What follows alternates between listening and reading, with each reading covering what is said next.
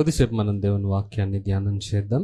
మరి తన వాక్య ధ్యానం కొరకు యోహాను సువార్త 11వ అధ్యాయం 25వ వచనాన్ని మనం చదువుకుందాం. అందుకు యేసు, పునరుత్థానమును జీవమును నేనే, నా యందు విశ్వాసముంచువాడు చనిపోయినను బ్రతుకును. దేవునికి మహిమ కలుగును గాక. మరి రోజు యేసు ప్రభు యొక్క పునరుత్థానమును గూర్చి అందరం ఇలాగూ సంఘముగా చేరి దేవుణ్ణి మహిమపరుస్తూ ఉన్నాం. సంతోషం. మరి యేసు ప్రభు భూమి మీద మనందరి కొరకు ప్రాణత్యాగాన్ని చేసి ఆయన్ని మరణాన్ని జయించి లేచాడు, ఆయన పునరుత్థానుడయ్యాడు అని మనం అందరం ఈరోజు ఆనందిస్తూ ఉన్నాం. కానీ యేసు ప్రభు యొక్క పునరుత్థానమును గూర్చి మనం మాట్లాడాల్సి వచ్చినప్పుడు దీని గురించి చాలా రకాల వ్యతిరేకతలు కూడా సమాజంలో ఉన్నాయి అనే విషయాన్ని మనం మర్చిపోకూడదు. ఎందుకనంటే మన జీవితంలో ఇద్దరు వ్యక్తుల యొక్క ప్రమేయము అనేది ఉంటుంది అనే విషయాన్ని మనం బాగా గుర్తుపెట్టుకోవాలి. ఒకరు మన జీవితాన్ని పాపములో నుండి విడిపించి నిత్యత్వములోనికి నడిపించేటువంటి దేవుని యొక్క ప్రమేయము మన జీవితంలో ఉంటుంది. సో దేవుని ఆలోచన ఏంటనంటే మన జీవితాల్ని బాగు చేస్తూ మనల్ని దేవుని వాక్యము చేత సరిదిద్దుతూ సర్వసత్యంలోనికి నడిపించాలనేది దేవుని ప్రణాళిక. అదే సమయంలో సాతాను కూడా మనందరి జీవితాలని కూడా నాశనం చేసి మనల్ని అసత్య మార్గంలో నడిపించి నరక పాత్రులుగా చేయాలనేది సాతాను యొక్క ప్రణాళిక. ఆ సాతాను యొక్క ప్రమేయము కూడా మన మీద పని చేస్తూ ఉంటుంది. అయితే ఏది జరగాలన్నా కూడా మొదట మన విశ్వాసమును బట్టే అది ఆధారపడి ఉంటుంది. మనము నష్టపోవాలన్నా అది విశ్వాసాన్ని కోల్పోవడాన్ని బట్టే, మనము మేలు పొందాలన్నా మన విశ్వాసాన్ని కాపాడుకోవడాన్ని బట్టి అది ఆధారపడి ఉంటుంది. మరి మన విశ్వాసమును చెదరగొట్టాలి అనన్నా లేదా మన భక్తిని పాడు చేయాలన్నా సాతానుకున్నటువంటి ఒక అవకాశము, మనం దేనినైతే విశ్వసిస్తున్నామో ఆ విశ్వాసపు సంఘటన మీద కొన్ని తప్పుడు ఆలోచనలను మనకి కలుగు చేయడమే వాని యొక్క ప్రయత్నం.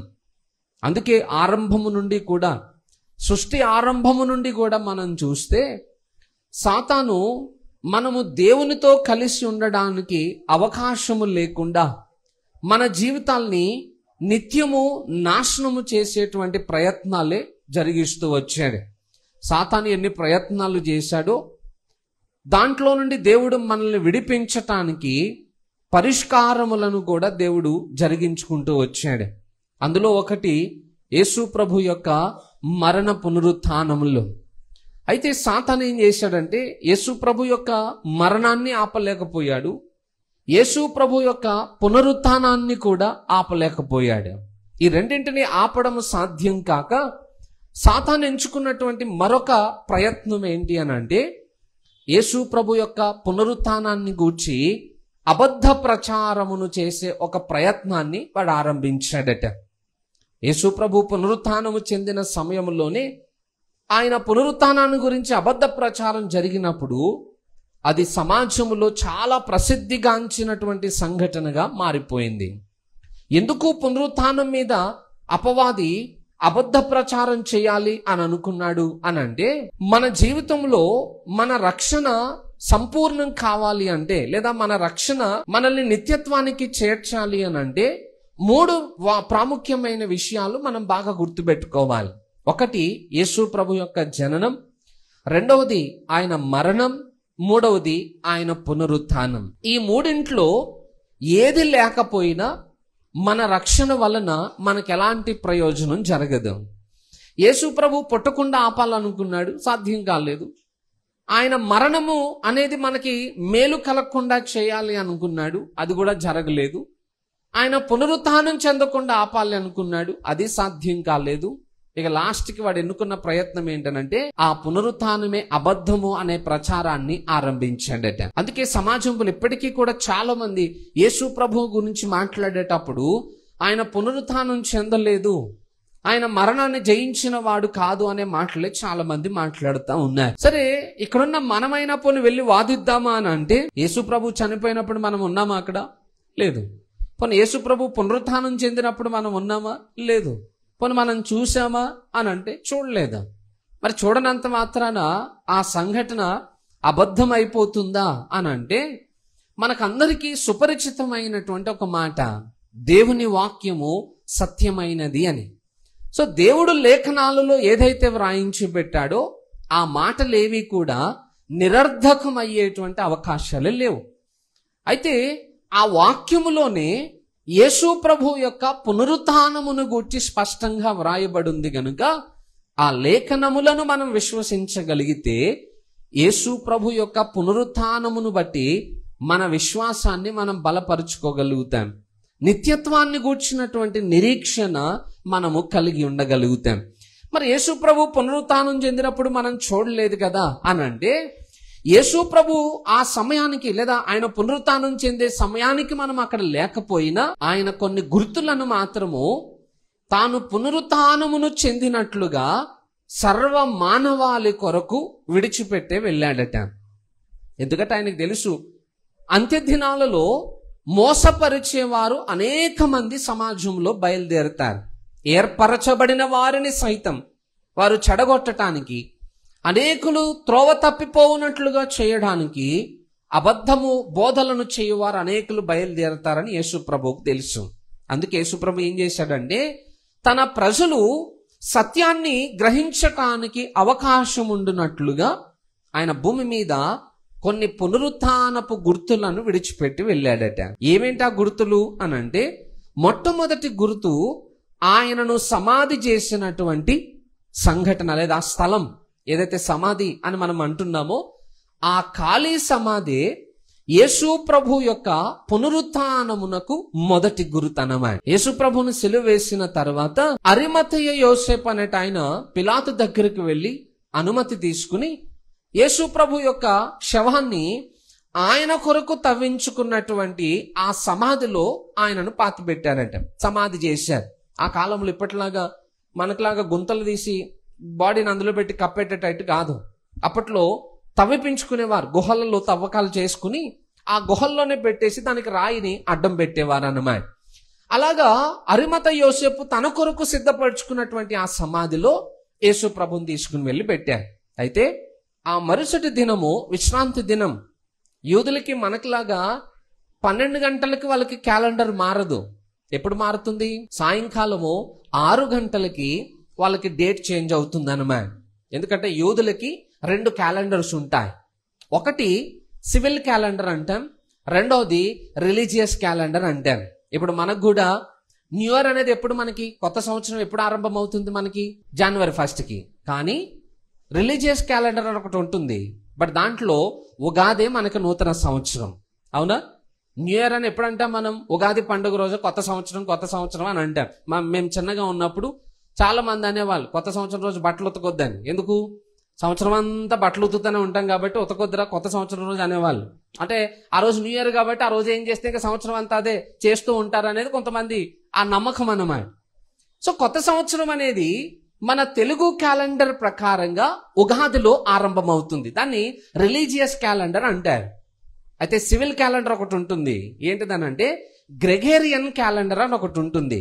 అది మొత్తం ప్రపంచమంతా కూడా పాటించేటువంటి ఒక క్యాలెండర్ అన్నమాట.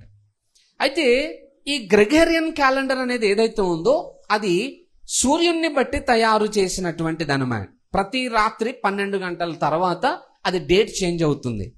బట్ యూదులకున్న ఆ మతపరమైనటువంటి క్యాలెండర్ ఉంది చూసారా, అది సాయంత్రం 6 గంటల నుండి మరుసటి సాయంత్రం 6 గంటల వరకు ఒక రోజు. అర్థమవుతుందా నేను చెప్పే మాట? ఈ రోజు సాయంత్రం 6 గంటల నుండి రేపు సాయంత్రం 6 గంటల వరకు వాళ్ళకు ఒక రోజు. మరి మనకెప్పుడు? ఈ రాత్రి 12 గంటల నుండి రేపు రాత్రి 12 గంటల వరకు మనకొక రోజు. సో వాళ్ళకి మనకి ఒక 6 గంటల డిఫరెన్స్ ఉంటుంది అనమాట క్యాలెండర్ క్యాల్కులేషన్స్ విషయంలో. అయితే ఇప్పుడు యూదులు యేసు ప్రభువును సిలువ వేసిన తర్వాత శనివారం వారికి విశ్రాంతి దినం. అంటే ఆ రోజు సాయంకాలం 6 గంటలకి విశ్రాంతి దినం ఆరంభం అయిపోతుంది. బట్ యూదుల ధర్మశాస్త్రం ప్రకారము విశ్రాంతి దినము రోజున వాళ్ళు ఏ పని చేయకూడదు, చేస్తే శిక్షార్హులు.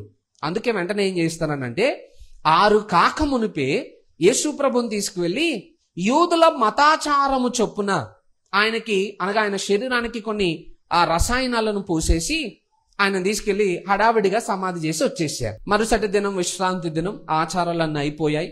తెల్లవారితే ఆదివారమున కొంతమంది స్త్రీలు మరికొన్ని సుగంధ ద్రవ్యములను తీసుకుని యేసు ప్రభు యొక్క మృతదేహమును ఇంకా సరిగా సిద్ధపరిచి సమాధి చేయటానికి వారు బయలుదేరి వెళ్ళారట. తీరా వెళ్ళేటప్పటికి వెళ్ళే టైంలో వీళ్ళు ఏమనుకుంటున్నారంటే యేసు ప్రభుని సమాధి చేసేటప్పుడు ఆ గుహకి ఒక పెద్ద రాయిని అడ్డంగా పెట్టారు. ఇప్పుడు ఆ రాయి మన కోసం ఎవరు దొర్లించాలా? మనకే బలం సరిపోదు, మనం గెంటలేము. పోనీ మనతో పాటు పురుషులు ఎవరన్నా ఉన్నారంటే ఎవరు లేరు. ఇప్పుడు ఆ రాయిని ఎవరు దొర్లిస్తారో అని మాట్లాడుకుంటూనే వారు సమాధి దాకా వెళ్ళారట. అక్కడికి వెళ్ళగానే ఆశ్చర్యం ఏంటనంటే ఆ సమాధికి అడ్డంగా ఉంచబడిన రాయి పక్కకు దొర్లించబడింది. వీళ్ళకి కలవరం వచ్చేసింది. ఇదేంటి, మనము ఎవరు రాయి దొర్లేస్తారు అనుకుంటే ఆల్రెడీ రాయి దొర్లించబడి ఉన్నది. ఏమైపోయింది? ఈ రాయి ఎందుకు అసలు పక్కకు వచ్చేసింది? ఎవరు దీన్ని పక్కన పెట్టేశారు? ఎవరు యేసు ప్రభు సమాధి జోలికి వెళ్ళారని గబగబా పరిగెట్టుకుంటూ వచ్చేటప్పటికి అందులోకి తొంగి చూస్తే యేసు ప్రభు యొక్క శవం అక్కడ కనపడలేదు, మృతదేహం అక్కడ కనపడలేదు. ఆయన తలకి చుట్టిన రుమాలేమో ఒక చోట ఫోల్డ్ చేసి పెట్టేసి ఉంది. ఆయన శరీరానికి కట్టిన నారబట్టలన్నీ కూడా ఒక చోట పడిపోయి ఉన్నాయి. లోపలికి చూస్తే యేసు ప్రభు కనపడలేదు. వెంటనే ఆ స్త్రీ పరిగెట్టుకుంటూ వెళ్ళి వాళ్ళ శిష్యులకి చెప్పగానే శిష్యులు పరిగెట్టుకుంటూ వచ్చారు. వాళ్ళు లోపలికి చూస్తే కూడా అక్కడ కూడా యేసు ప్రభు యొక్క మృతదేహం కనపడలేదట. ఏమైపోయింది? వెంటనే అక్కడ మరియా అనేట ఆమె ఏడవడం మొదలు పెట్టిందట. మీకు ఆ వచనం చదివిపిస్తాను చూడండి. యోహాను సువార్త 20వ అధ్యాయం 11వ వచనం నుండి చూడండి.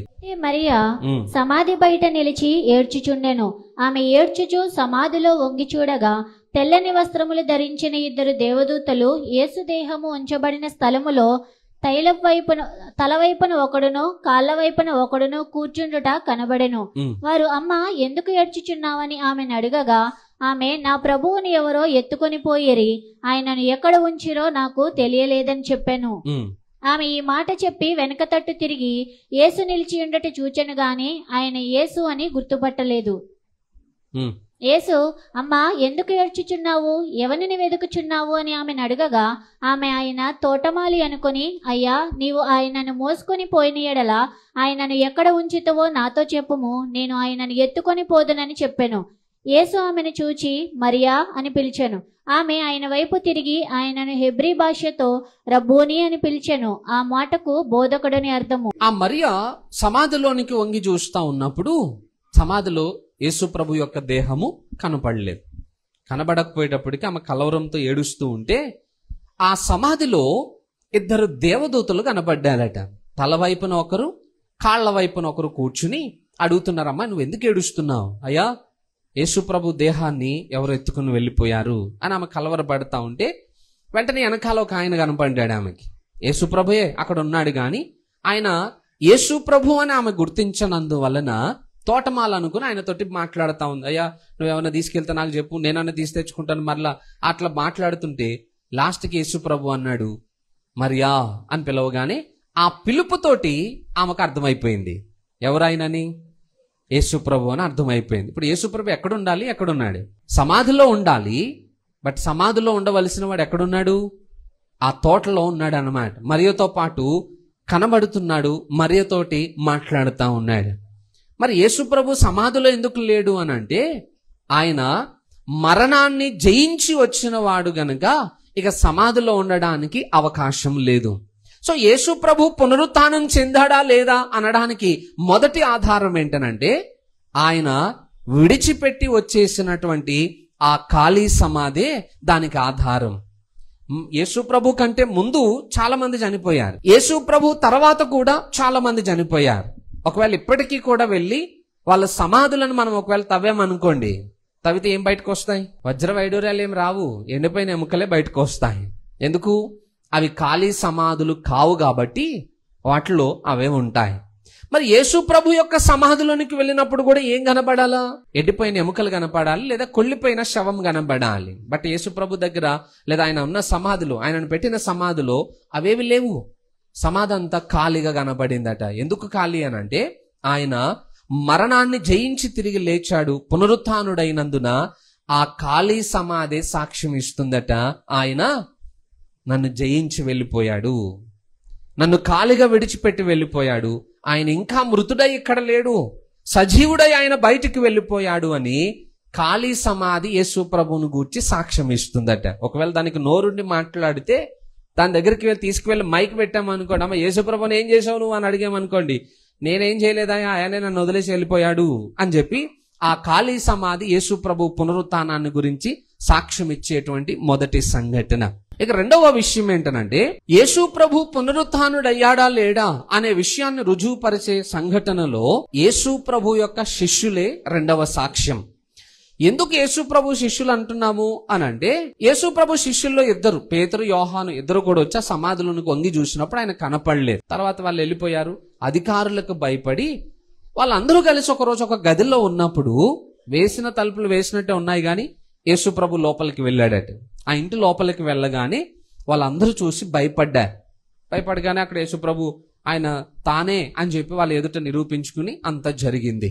వెంటనే వాళ్ళు గుర్తుపెట్టారు, ఈయన దయ్యమో భూతమో కాదు, పునరుత్థానుడైన యేసు ప్రభువే అని వారికి నిర్ధారణ జరిగింది. అది జరిగిన తర్వాత ఆ టైంకి తోమా లేడు. తోమా లేకపోతే రిటర్న్ వచ్చాక మేము యేసు ప్రభుని చూసాం, మా దగ్గరకు వచ్చి కలిశాడు, నువ్వు లేవు ఇక్కడ అని చెప్పగానే తోమా అంటాడు, నేను ఆయన గాయములలో వేలు పెట్టి చూస్తే తప్ప నేను నమ్మను, మీరు మోసపోతారేమో నేను మోసపోను అంటాడు ఆయన. ఇప్పుడు మరి ఆయన దగ్గర కూడా నిరూపించుకోవాలి కదా. అందుకే యేసు ప్రభు మరొక్కసారి ఆ గదిలోనికి తర్వాత కొన్ని రోజులకి ఆయన ప్రవేశించినప్పుడు తోమా కూడా అక్కడనే ఉన్నాడు. అప్పుడు వెంటనే తోమా యేసు ప్రభు అంటాడు, తోమా నీవు నమ్మునట్లు నా గాయములలో వేలు పెట్టి చూడము అని చెప్పగానే వెంటనే తోమాకి సత్యం అర్థమైపోయింది. ఈయననే యేసు ప్రభు అని అర్థం చేసుకుని వెంటనే ఆ తోమా కూడా ప్రభువునందు విశ్వాసం ఉంచి ఉన్నాడు. ఎలా చెప్పగలుగుతున్నారు మీరు అంటారేమో, దానికి కూడా వచనాధారాలు ఉన్నాయి. అదే 20వ అధ్యాయంలో 20వ వచనాన్ని 25వ వచనాన్ని మీరు తర్వాత చదువుకోండి, ఎందుకంటే అన్ని రిఫరెన్స్లు నేను చదివిపోయలేను. అందులో మీరు చదివితే యేసు ప్రభు తన శిష్యులను కలిసినట్టుగా మనకు వచనాధారాలు కనబడతాయి. నిజంగానే కనబడ్డాడా అనడానికి దాన్ని కూడా ఒక ప్రూఫ్ చెప్తాను. ఏదైనా ఒక విషయాన్ని నేను మీకు చెప్పాను అనుకోండి, అమెరికా గురించి నేను మాట్లాడాలి. అమెరికా గురించి నేను మాట్లాడుతున్నప్పుడు మీ దగ్గరకు వచ్చి చెప్పాను, మీరెవరో అమెరికా వెళ్ళేసి వచ్చారు, వెళ్ళి రాగానే నేను మీ దగ్గరకు వచ్చి, అమెరికాలో రోడ్లు అసలు బాగోవంట కదా, ట్రాఫిక్ చాలా హెవీగా ఉంటదంట కదా, అసలు క్రమశిక్షణ ఉండదు అంట కదా అని నేను అన్నాను అనుకోండి. ఒకవేళ మీరు అమెరికా వెళ్ళేసి వస్తే మీరు ఎట్లా మాట్లాడతారు ఆ విషయాన్ని గురించి? అమెరికా చూసి అక్కడ ట్రాఫిక్ విధానం, అక్కడ రోడ్ సిస్టమ్ అంతా చూసినప్పుడు మీరు ఎట్లా మాట్లాడతారు? చాలా ఖండితంగా మాట్లాడతారు. ఊకన్నా నీకేం తెలుసు, నేను ఆల్రెడీ వెళ్ళేసి వచ్చిన, అక్కడ రోడ్లు చాలా బాగుంటాయి, ఎవరు లేన్లో వాళ్ళే ప్రయాణం చేస్తారు, అసలు ట్రాఫిక్తో టెన్షన్ లేదు, యాక్సిడెంట్లు చాలా తక్కువ, రోడ్ సిస్టమ్ చాలా బాగుంటది అని మాట్లాడతారు.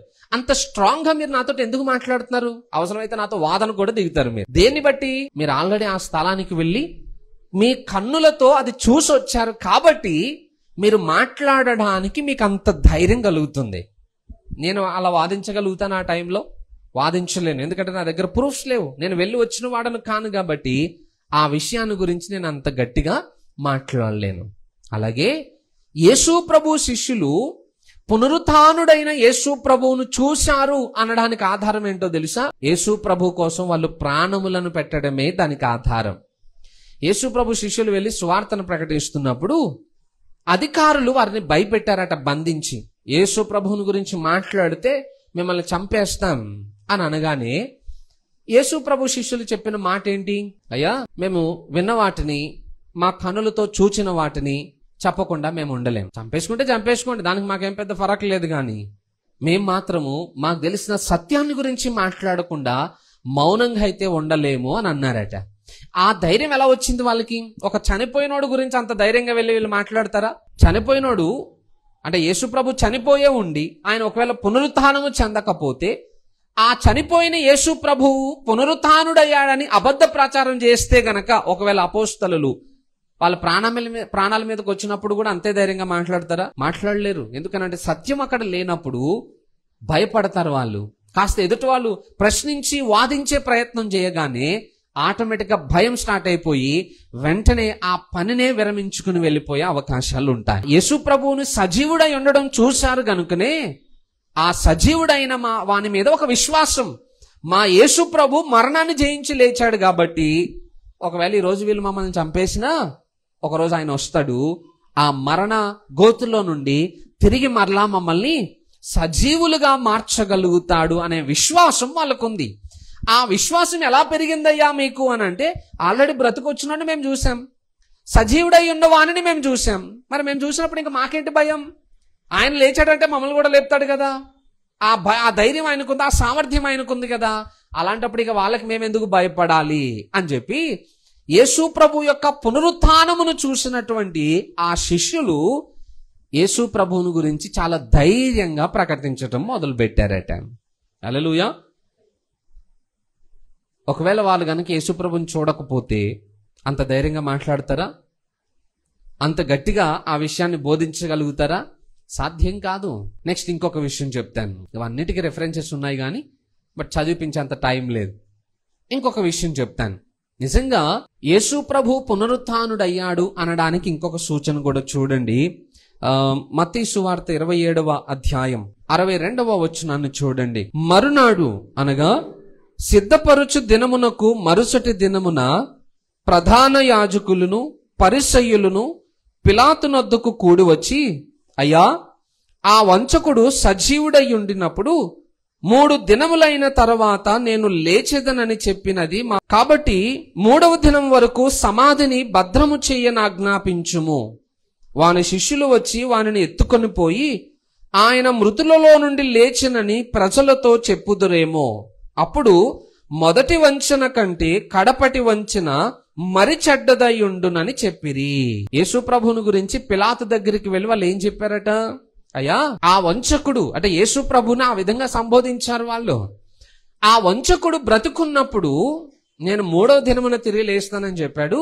ఏమో చెప్పలేం, వాళ్ళ శిష్యులు ఆయనను ఎత్తుకొని పోయి ఆయన పునరుత్థానుడయ్యాడని అబద్ధ ప్రచారం చేస్తారేమో.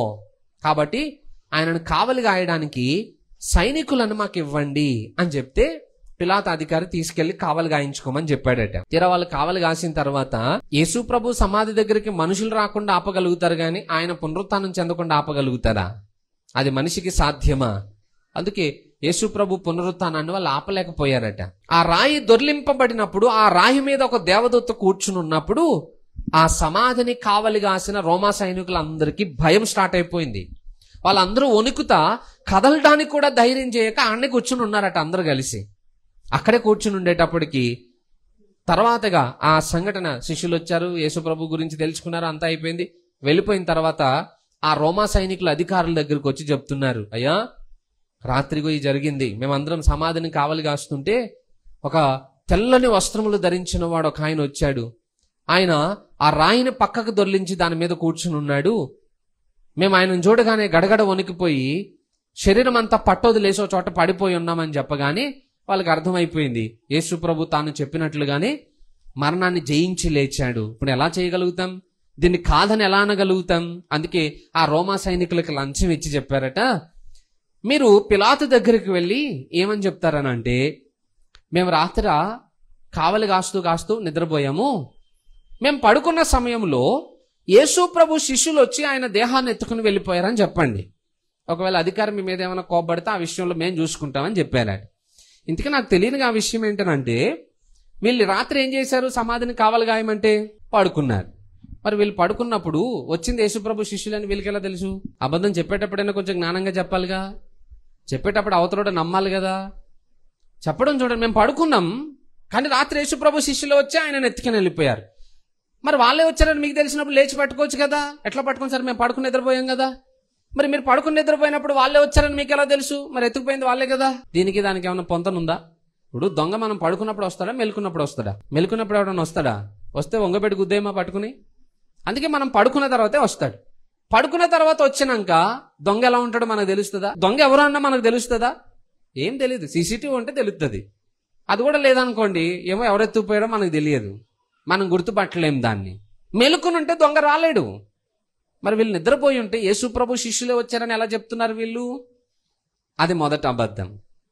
రెండోది ఏంటనంటే, అసలు ఒకవేళ నిజంగా యేసు ప్రభు శిష్యులే వచ్చి వెతుకుని వెళ్ళిపోతే ఈ అధికారులు యేసు ప్రభు శిష్యులు వెళ్ళి యేసు ప్రభు పునరుత్థానుడయ్యాడు, దానికి మేము సాక్షులం అని చెప్పేటప్పుడు ఆయన దేహాన్ని తీసుకెళ్లి ఎక్కడ దాచిపెట్టారో అది తీసుకొచ్చి అందరు ఎదురుగుండా పెట్టి, ఇగో వీళ్ళు అబద్ధ ప్రచారం చేస్తున్నారు, ఇదిగో యేసు ప్రభు యొక్క దేహం అని చెప్పి నిరూపిస్తే ఆ శిష్యులు చేసిన బోధ అంతా అబద్ధం అయిపోను కదా. పోనీ ఆ పనన్నా చేశారా? వాళ్ళు చేయలేదు. బైబిల్ ఎక్కడా లేదు అలా చేసినట్టు. వాళ్ళు ప్రయత్నం చేసినట్టు కూడా లేదు. మూడో విషయం, యేసు ప్రభువుని చంపడానికి ఎన్ని ప్లాన్ చేశారు ఈ శాస్త్రులు పరిచయులు. ఒక్కరోజుతో అయిపోయిన స్టోరీ అది. ఎన్నిసార్లు ఆయనను పట్టుకుని బంధించటానికి ట్రై చేశానట, బట్ అవకాశం దొరకలేదు. ఎటకేలకు లాస్ట్కి అబద్ధ సాక్షులను పెట్టి అబద్ధ సాక్ష్యములను చెప్పించి యేసు ప్రభుని తీసుకువెళ్ళి సిలువ వేయించి చంపేశారు. చంపేసిన తర్వాత అంత ఈజీగా రోమా సైనికులు వచ్చి, సార్ మేము నిద్రపోయాం సార్, రాత్రి వచ్చి వాళ్ళు ఎత్తుకుని వెళ్ళిపోయారని అంటే ఈ శాస్త్రులు పరిచయాలు ఆ సంఘటన యాక్సెప్ట్ చేస్తారు? అసలు ఆయనను చంపడానికి మేము ఎన్ని తిప్పలు పడ్డాము, ఎన్ని కష్టాలు పడ్డాము, ఎన్ని ప్లాన్ చేశాము, ఇంత చేస్తే మీరు అంత ఈజీగా వచ్చి ఆయన ఎత్తుకుని వెళ్ళిపోయారా అని చెప్పి మీరు చేయడం వలన ఇగో ఈరోజు అబద్ధ ప్రచారం ఎంత జరుగుతుందో. అసలు మీరు శిక్షార్హులు అని తీసుకెళ్లి రోమా సైనికులను చంపారా వాళ్ళు? కానీ ఎక్కడన్నా వాళ్ళని మీద యాక్షన్ తీసుకున్నట్టు కానీ వాళ్ళని శిక్షించినట్టు కానీ బైబిల్ ఒక్క వచనమన్నా ఉందా? లేదు. అంటే అర్థం ఏంటి? ఆ కాలంలో శాస్త్రులు పరిచయులు కూడా అర్థమైపోయింది యేసు ప్రభు మరణాన్ని జయించి తిరిగి లేచాడు అని. కానీ ప్రజలను మభ్యపెట్టడానికి, ప్రజలను వంచన చేయడానికి, అసలు యేసు ప్రభును వంచకుడు అన్నాడు కానీ అసలు వంచకులు వీళ్ళే. వాళ్ళే వెళ్ళి అబద్ధ ప్రచారం చేయించారట. ఎంత అజ్ఞానపు పనిని వాళ్ళు చేశారు. సరే, ప్రజలు నమ్మించే ప్రయత్నం చేశారు కానీ అబద్ధం ఎప్పటికైనా తెలియకపోదు. వాళ్ళు చెప్పిన మాటల్లోనే వాళ్ళు ఏం అబద్ధం మాట్లాడుతున్నారో ఈజీగా పసికట్టగలిగేటువంటి పరిస్థితులు అక్కడ ఉన్నాయన్నమాట. సో ఇలాంటి ఎన్నో రుజువులు మనకి బైబిల్లో కనబడతాయి యేసు ప్రభు మరణాన్ని జయించి తిరిగి లేచాడు అని. ఎందుకు ఈ మాటలన్నీ మీకు చెప్తున్నాను అని అంటే, స్టిల్ ఈ రోజుకి కూడా యేసు ప్రభు యొక్క పునరుత్థానము మీద బురద చల్లే వాళ్ళు చాలా మంది ఉన్నారు. మనకి కాస్త బైబిల్తో పరిచయం లేకపోతే, వాక్యమును గనక మనం కాస్త గ్రహింపు కలిగి ఉండకపోతే, ఎవరో ఒకరు వచ్చి ఏదో ఒక మాట చెప్పగానే కాస్త మన విశ్వాసము సన్నగిల్లే అవకాశాలు ఉంటాయి. క్రైస్తవుల పద్ధతి అంత ఎలా ఉంటుందని అంటే, ఏదైనా వాక్యమే కదా అని చెప్పి అన్ని వింటాం మనం. అది సత్యమా కాదా అని గ్రహించే ఆ తీరిక ఉండదు మనకి. యథార్థంగా అడుగుతున్నాను, ప్రతిరోజు మన ఇంట్లో టీవీలు పెట్టుకుని చాలా వాక్యాలు వింటాం కదా మనం. ఎన్ని వాక్యాలు మీరు విన్నా ఒక్క వాక్యానైనా ఎప్పుడైనా రాసుకుని ఆ రెఫరెన్స్లు అసలు బైబిల్ ఎలా ఉందా లేదా, దీనికి అర్థం ఇదేనా కాదా అని ఎప్పుడైనా ఒక్కసారి బైబిల్ తీసి పరీక్షించి చూసారా? అసలు ఇక్కడే చూడం మనం. ఎక్కడెక్కడ చూస్తాం మనం? ఛాన్సే లేదు. అంటే ఎంత గుడ్డిగా బోధలను మనం నమ్మేస్తున్నామో చూడండి. మరి మనల్ని మోసం చేయడం సమాజానికి సులభం కాదంటారా? మనమే అవకాశం ఇస్తున్నాం. బైబిల్ని పరిశోధన చేయకుండా విన్నదల్లా నమ్మేసుకుంటూ వెళ్ళిపోతుంటే ఎవరు పడితే వాళ్ళు ఏది పడితే అది వచ్చి చెప్పేసి మన విశ్వాసాన్ని చెదరగొట్టే ప్రయత్నాలు చేస్తూనే ఉన్నారు. దయచేసి గుర్తుపెట్టుకోండి, ఈరోజు ఇక్కడున్న మన జీవితంలో యేసు ప్రభు యొక్క పునరుత్థానాన్ని గూర్చినటువంటి అవగాహన మనకు లేకపోతే ఖచ్చితంగా మన విశ్వాసము పాడైపోయే ప్రమాదాలు ఉంటాయి. సో యేసు ప్రభు పునరుత్థానం చెందాడా అని అంటే చెందాడు. ఖాళీ సమాధి సాక్ష్యం ఇస్తుంది. ఆయనను చూసిన యేసు ప్రభు శిష్యులు సాక్ష్యం ఇస్తున్నారు. నెక్స్ట్ శాస్త్రులు పరిసయ్యులు వారికి తెలియకుండానే యేసు ప్రభు పునరుత్థానాన్ని గురించి వారు సాక్షులుగా నిలబడ్డారు. ఇన్ని సాక్ష్యాలు ఉన్నప్పుడు యేసు ప్రభు పునరుత్థానం చెందలేదని మనం ఎలా మాట్లాడగలుగుతాం? సో మనం నమ్మినవాడు మరణాన్ని జయించినవాడు, మనం నమ్మినవాడు దైవత్వపు స్వభావమును కలిగినవాడు, మనం నమ్మినవాడు మరణాన్ని జయించి లేచినవాడు. మరణం ఆయనను బంధించి ఉంచలేదు గనుక ఆయన యందు విశ్వాసం ఉంచిన మనందరినీ కూడా ఒకరోజు మరణంలో నుండి విడిపించగలుగుతాడు అనేటువంటి నిరీక్షణ ఈరోజు మనకున్నదన్నమాట. ఎందుకంటే బైబిల్లో కొన్ని సంఘటనలు ఉన్నాయి. యేసు ప్రభు పునరుత్థానము చెందడం వలన మనకి కలిగినటువంటి కొన్ని మేలులను గురించి బైబిల్ సాక్ష్యం ఇస్తా ఉంది. ఏంటా సాక్ష్యము అని అంటే కొన్ని రెఫరెన్సెస్ మీకు టకటక చెప్పుకుంటూ జస్ట్ అవి జ్ఞాపకం చేసి నేను ముగించేస్తాను. ప్రతిదీ నేను చదివిపియను. ఒకవేళ మీకు నిజంగా పరిశోధన చేసే మనసు ఉంటే గనక ఆ రెఫరెన్స్ మీరు రాసుకుని ఇంటికి వెళ్ళిన తర్వాత అవి అలాగున్నాయా లేదా పరీక్షించే ప్రయత్నం చేయండి. ఒకవేళ ఏదైనా తప్పు ఉందనుకోండి, నాకు తెలియచేయండి. యేసు ప్రభు పునరుత్థానము చెందడం వలన ఆయన చూపిన రుజువులలో మొదటిది ఏంటనంటే, యేసు ప్రభు దేవుని కుమారుడు అని రుజువు చేయబడ్డాడట. ఎందుకు దేవుని కుమారుడు అని రుజువు చేయబడ్డాడు అనంటే, యేసు ప్రభు ఒక మాట అన్నాడు, ఇగో ఈ దేవాలయమును మీరు పడగొట్టండి, 3 రోజుల్లో మరలా దాన్ని నేను తిరిగి లేపుతాను అని అన్నాడు. దేని గురించి మాట్లాడాడు ఆయన? తన దేహమును గురించి మాట్లాడిన మాట.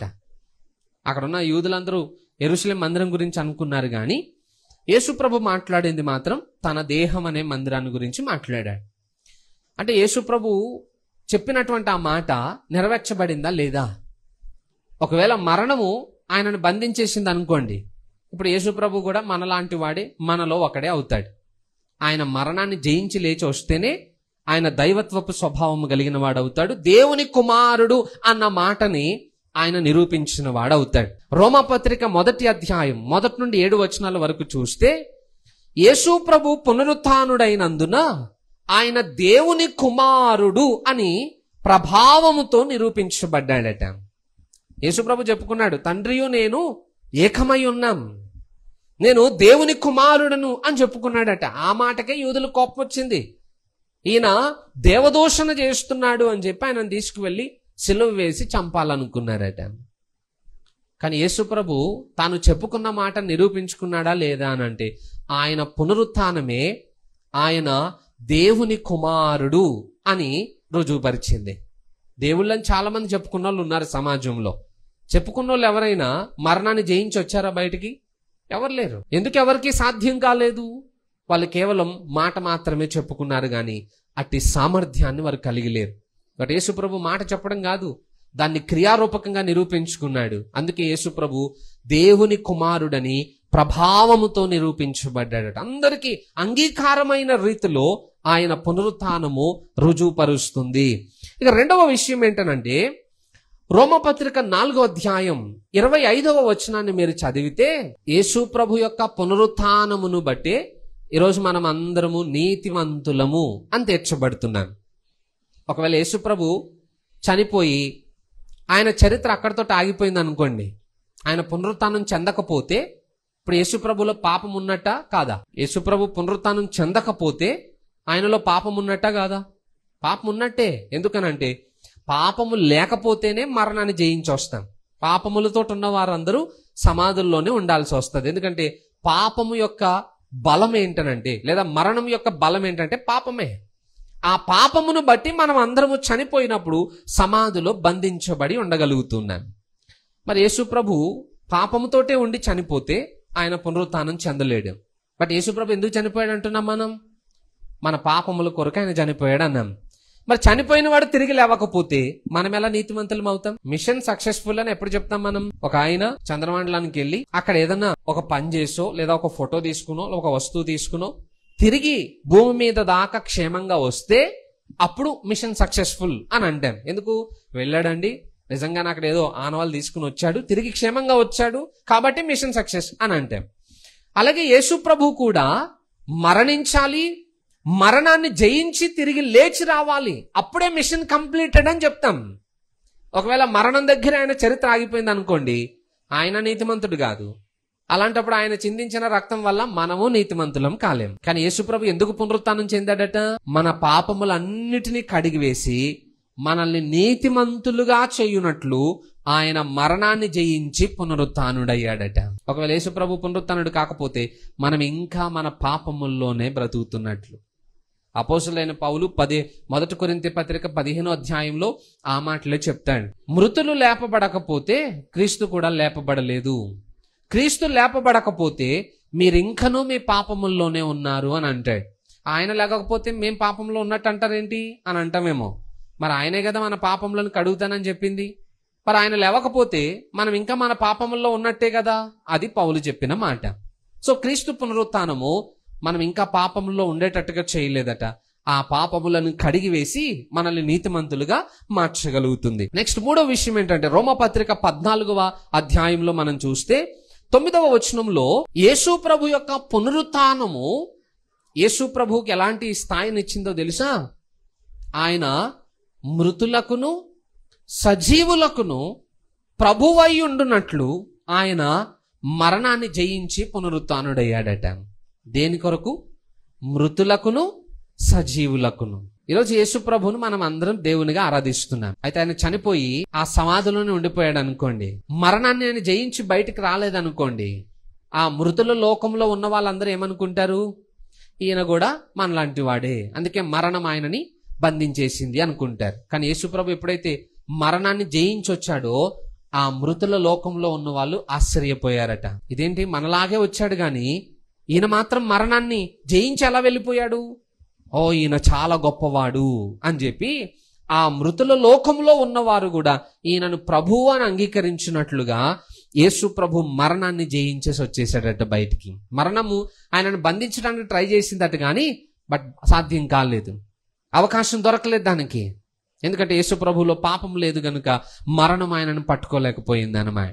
సో ఆ కారణాన్ని బట్టి ఆయన సజీవులకు మాత్రమే కాదు మృతులకు కూడా ప్రభువు అయి ఉన్నాడు అని వాక్యము సాక్ష్యం ఇస్తుంది. ఒకవేళ యేసు ప్రభు పునరుత్థానం చెందకపోతే ఆయన మృతులకు ప్రభువుగా ఎంచబడేవాడు కాదు. ఇక 4వ విషయం ఏంటంటే, యేసు ప్రభు మృతుడై లేచిన తర్వాత ఆయన ఎక్కడున్నాడట?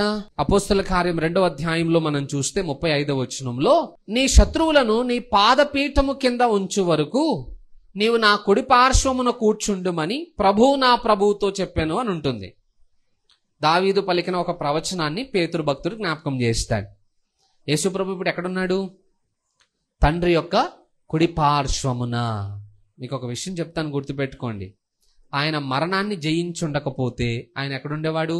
అరిమతయి యోసేపు యొక్క సమాధిలోనే ఉండేవాడు. తండ్రి కుడి పార్శ్వమున కూర్చుండే అవకాశం ఉండదు. ఎందుకు? ఆయన దేవుని కుమారుడు అని నిరూపించుకున్నాడు కాబట్టి తండ్రి ఆయనను పిలుచుకుని, వచ్చి నా పక్కన కూర్చో, నువ్వు నా కుమారుడివి, ప్రభావంతో నువ్వు నిరూపించుకున్నావు, అది రుజువుపరుచుకున్నావు కాబట్టి ఇక్కడ కూర్చున్న అధికారం నీకు దొరికిందని తండ్రి ఆయనను పిలుచుకుని పక్కన కూర్చోబెట్టుకున్నాడు. ఒకవేళ యేసుప్రభు మరణాన్ని జయించుండకపోతే ఆ స్థానం ఆయనకు దొరుకుతుందా? సాధ్యమయ్యేదా? ఛాన్సే లేదు. ఆయన అక్కడికి వెళ్ళాడు కాబట్టే పరిశుద్ధాత్మ దేవుడు ఇక్కడికి వచ్చాడు. ఎందుకంటే యేసు సంఘాన్ని నా రాకడ కొరకు సిద్ధపరచు, నేను చేసిన కార్యమునందు వారు విశ్వాసం ఉంచినట్లు వారిని ప్రోత్సహించు అని పరిశుద్ధాత్మ దేవునికి ఒక డ్యూటీ అప్పగించబడింది. అందుకే పరిశుద్ధాత్మ దేవుడు సంఘములలో సంచరిస్తూ ప్రతి ఒక్కరికి దేవుని వాక్యాన్ని మరలా మరలా జ్ఞాపకం చేస్తూ, మన హృదయాల్లో పశ్చాత్తాపమును పుట్టిస్తూ, మనకి పాపం విషయమై హెచ్చరికలను ఇస్తూ, మనము దేవునితో కలిసి నడిచేటట్టుగా మనల్ని ప్రోత్సహిస్తూ ఈ పనులన్నీ ఎందుకు చేస్తున్నాడు? ఒకరోజు క్రీస్తు రాకడ రాబోతుంది. ఆ రాకడలో ఆయన యందు విశ్వాసం ఉంచిన వారందరూ ఆయన యొద్దకు కొనిపోబడినట్లుగా పరిశుద్ధాత్మ దేవుడు మనల్ని అందరినీ ప్రిపేర్ చేస్తున్నాడు అన్నమాట. యేసుప్రభువే మరణాన్ని జయించకపోతే ఇక మనం ఎక్కడ మరణాన్ని జయిస్తాం? ఇక మరణం జయించినప్పుడు పరిశుద్ధాత్మ దేవుడు వచ్చి ఇక్కడ చేసే పనే ఉంది ఇంకా. సో అదంతా వ్యర్థం. ఈరోజు యేసు ప్రభు పరిశుద్ధాత్మ దేవుణ్ణి మన మధ్యలోనికి పంపించాడంటే దానికి కారణం ఆయన పునరుత్థానుడయ్యాడు కాబట్టి. ఆయన చేయాల్సింది ఆయన చేశాడు. ఇక పరిశుద్ధాత్మ దేవుడు ఇప్పుడు మన మధ్యలో కార్యములు చేస్తూ మనల్ని సిద్ధపరుస్తున్నాడు. ఇన్ని రకాల లాభాలు ఉన్నాయి. ఇంకొక విషయం చెప్పనా, ఒకవేళ యేసు ప్రభు మరణాన్ని జయించకపోతే, అంటే పునరుత్థానుడు కాకపోతే మన వాక్యం అబద్ధం. అంటే ఇప్పుడు మనం చదువుకునే బైబిల్ అబద్ధం అయిపోతుంది. ఎందుకు? ఈ బైబిల్లోనే వ్రాయబడ్డాయి ప్రవచనాలన్నీ. యేసు ప్రభు పునరుత్థానుడు అవుతాడనే ప్రవచనాలు ఇందులోనే రాయబడ్డాయి. మరి ఆయన లేవకపోతే ఈ బైబిల్ అబద్ధమే కదా. మరి బైబిల్ అబద్ధం అయితే దీనిని నమ్ముతూ మనం చేస్తున్న భక్తి కూడా అబద్ధమే కదా. పౌలు అదే అంటాడు, ఈ భూమి మీద మటుకే మనం ఒకవేళ క్రీస్తుని నమ్మినట్లయితే భూమి మీద ఉన్న వారిలో మనమే గొప్ప దౌర్భాగ్యులు అని అంటాడు. అంటే బాగా నష్టపోయిన వాళ్ళం మనమే అని చెప్తాడు. ఎందుకు? ఇంకొక లోకం ఉంది, అక్కడ శాశ్వతమైన ఆనందం దొరుకుతుందనే ఆలోచనతోటి ఇక్కడ పాపముల జోలికి వెళ్లకుండా జీవితాన్ని బెగబట్టుకుని కూర్చుంటున్నాం. మరి ఇక్కడ ఆనందించకపోయి రేపు ఇంకొక లోకంలో మనం వెళ్ళడానికి అవకాశము దొరకకపోతే 2 విధాలా నష్టపోయింది ఎవరు? క్రైస్తవుడే. అందుకే పౌలు అంటాడు, క్రీస్తు పునరుత్థానుడు అయ్యాడు గనుక నిత్యత్వంలోనికి మనం చేర్చబడతాం. ఒకవేళ ఆయన వెళ్ళకపోతే వాక్యం అబద్ధమే, మా ప్రకటనలు అబద్ధమే అని అంటాడు పౌలు. కానీ యేసు ప్రభువు ఇలాంటి వాటికి వేటికి అవకాశం ఇవ్వకుండా ఆయన పునరుత్థానుడై ఇవన్నీ రుజువుల చేత మనకొక నిశ్చయతను కలుగు చేస్తున్నాడు. మీరు నా ఎడల కలిగి ఉన్న విశ్వాసము మిమ్మల్ని సిగ్గుపరచదు అని. హల్లెలూయా. ఈరోజు ఏదైతే మనం ప్రభు విషయంలో నమ్ముతున్నామో, దేనిని బట్టి ప్రభువుని మనం వెంబడిస్తున్నామో ఆ విశ్వాసము వ్యర్థం కాదు. ఆ విశ్వాసము మనల్ని సిగ్గుపరచదు. అర్థమవుతుందా? సో ఏదైతే మనం నమ్ముతున్నామో అది సత్యం. ఎవరైతే సత్యమునందు స్థిరంగా ఉంటారో వారు నిత్యత్వంలో ఆనందించగలుగుతారు. సో క్రీస్తు పునరుత్థానం వలన ఇన్ని ఆశీర్వాదములను మన జీవితంలో పొందగలుగుతూ ఉంటాం. ఆలోచన చేయండి, ఒకవేళ యేసుప్రభు పునరుత్థానం చెందకపోతే ఇంకా మన పాపములనే బంధకాల చేత మనం పీడింపబడుతూ ఉండేవాళ్ళం. ఆ జీవితం ఎంత దుర్భరమైనదో అది ఆలోచన చేసుకుంటూ యేసు ప్రభు మన కొరకు చేసిన ఆ గొప్ప కార్యాన్ని బట్టి దేవునికి మహిమ చెల్లిస్తూ ఆయన కొరకు మన జీవితాల్ని ప్రత్యేకపరుచుకుని మన విశ్వాసాన్ని, పరిశుద్ధతని, రక్షణను కాపాడుకోగలిగితే ఇంకొంత కాలంలో మనం ప్రభు రాజ్యంలోనికి చేర్చబడతాం. మంచిది, కొద్ది మాటలు దేవుడు దీవించునుగాక. తలలు వంచుదాం, కళ్ళు మూసుకుందాం. చిన్న మాట మనం ప్రార్థన చేసుకుందాం.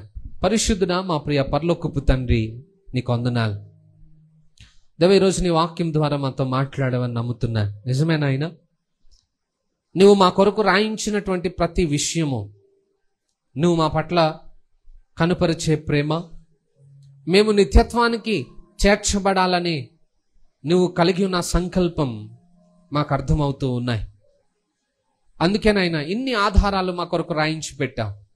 ఇన్ని రుజువులు మాకు తెలియచేసి మా విశ్వాసాన్ని మీరు స్థిరపరుస్తూ ఉన్నారు.